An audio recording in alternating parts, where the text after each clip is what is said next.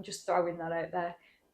But the sentiment is that then you wear this this story, this label, this victim way of looking at your life, that you have no control to change it.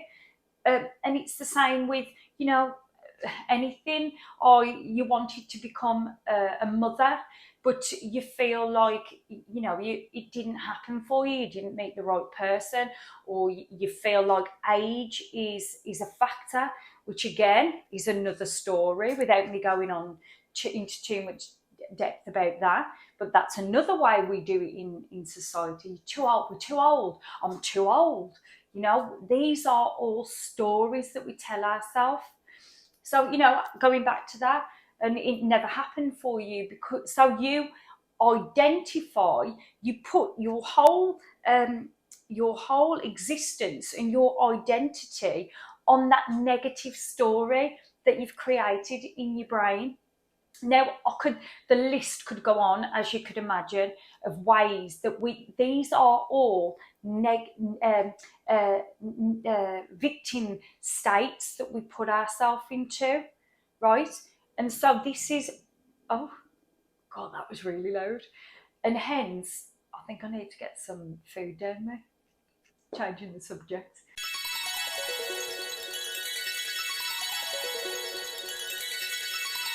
I'm being a right victim right now. I need food.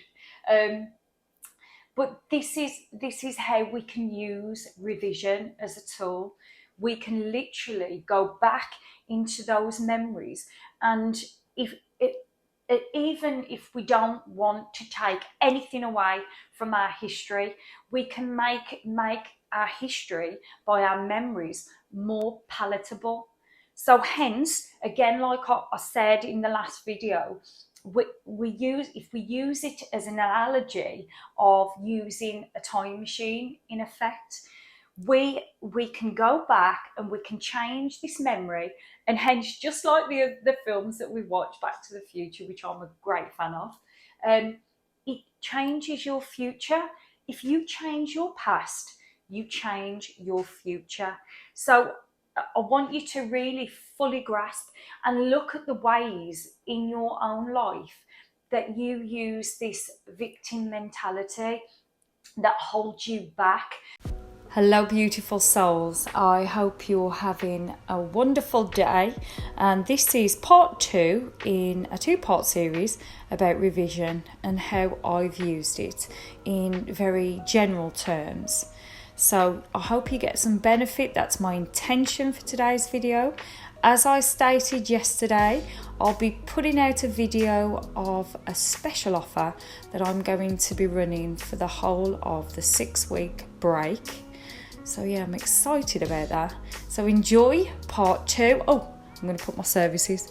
I'm a manifestation coach, a life coach, a nutritionist and supplementation advisor. I'm an EFT practitioner. I'm on hand for all your coaching solutions. So you can reach me on most social media platforms, and my email is nutritiouslives@gmail.com. So as I said, enjoy the video and I will see you tomorrow. And as I say, I want to put clips of the way that I have held myself back. I started very low. It was 15 milligrams I started on.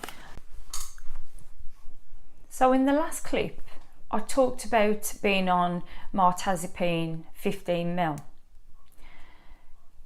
During the period where I was sort of engaged in a lot of therapies, I also fluctuated with mirtazapine.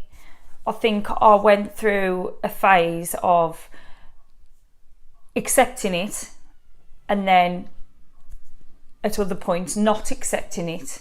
So when I started on 15 ml, in 2 weeks after that, I progressed on to 30 ml. And then a couple of weeks after that, the doctor advised me to go up to 45. And then when I got to the maximum 45, I really sort of, again, coming to terms with needing to be on a pharmaceutical was extremely hard for me.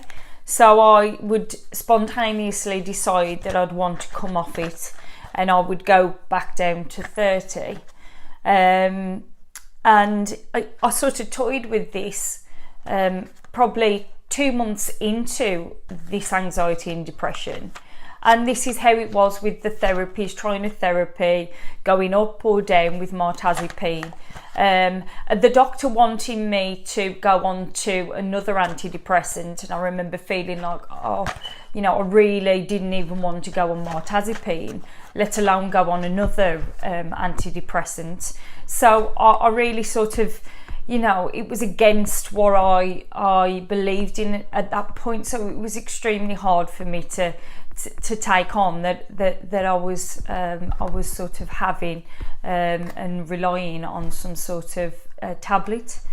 The mirtazapine, as I would go up, would in the initial stages help me with sleep, and then I think my body would probably get used to it, and it would quickly be an issue again. Apologies for the noise in the background of any cars. I'm on the bottom of my estate, and it's pretty busy at this time. But yeah, I just wanted to put a couple of those clips in to highlight, in those early days and the difference. I do appreciate that the video quality isn't the best. It's very small, so apologies again for that one. But it does highlight the difference, not only with confidence, but also physically. I've got to admit, it still makes me feel slightly sad for that girl. I do want to put my arms around her and reassure her, but I do that anyway. I do that with my self-concept daily. Hence, this is why I want to pass on the knowledge to you beautiful souls. So as I say, as always, my intent for this video is you get some benefit, and even if it just offers you a little nugget, well, that's good enough for me. So enjoy the rest of your day, and I will see you tomorrow. It's me again, another little bit of editing, but again, I feel like it's relevant. So I wanted to tell you with this clip that I've added, me talking about mirtazapine as an antidepressant. I want to highlight to you that when I went in the hospital, I was actually on 3 different antidepressants, and in total, I was on 970 ml of antidepressants. And the reason why I'm telling you this is because, again, with the mental health side of things, we paint a picture in our brain to say once we go through these issues, and if we go on an antidepressant, we should be on these tablets for life. So this is the point. The point is that we can change that story at any point. We can change it, we can grow, we can rewire the brain, we can come off these antidepressants, and we can live our best life. So you are the god and goddess of your reality, and you get to choose. So anyway, I've finished editing for today. I promise. See you in the next one. I put myself in because, from my perspective, with going through the mental health thing, it was almost like my experiences and the people that I was around, and being in the hospital and having, visiting the doctors and talking to people about mental health. It was almost like a way of, well, that's going to be you for the rest of your life now, because that's what you've experienced. And obviously there's a deficiency within your brain. There's a chemical deficiency within your brain, right? It's amazing, these lovely stories that are put out there, and it's all fabrication. It's all fabrication, and we can change it. We can make it our own. We can choose a success story. We can choose empowerment every step of the way. Now, I just want to highlight to you how I've used revision with how I started this video as well, to finish it, because I don't want it to be an extended video, because I just wanted to follow on from the last revision video that I did. But when I put that video out last week about these guys reaching out to me and my thoughts and my feelings, and I could have been in victim mentality. I could have internalized that as, what am I doing? Like, what am I doing? Why, and I did. I allowed it in for about a minute, and then I use revision. So I want you to understand that I'm not just saying this, I really do practice it all the time. And this is what I want to get over to you. I am actually rewiring my brain every day to align with that version that I'm going for in the wish fulfilled, which I talk to you about again all the time. So when I had this bit of a victim mentality come up, where it's like, how could it be portrayed so wrong? How can people respond to me in such what I would perceive as a negative way? Because it's not what I'm going for. I'm going for unconditional love. So how can people? How can I be putting it out there, putting it over to people, and then them perceiving it so wrong? And so I could have sat in that space and dwelled in that space. But because I realised that the universe is always working to teach me the lessons if I listen, and I listened. And in the moment, like I was saying to you, I personally don't use revision to change my past memories, but I do use revision in the moments, in the current moments, in my 3D reality, right in that instance. And then I change the meaning right there and then. So what I was able to do was, instead of dwelling in that victim mentality, that victim space, I changed it. I changed it, and by changing it and empowering myself by doing a video where I said I'm taking my power back, I no longer let anybody tell me who I am and what I represent and what I'm going for. And the irony again, because I always talk about this beautiful word, the irony. It's magical to me.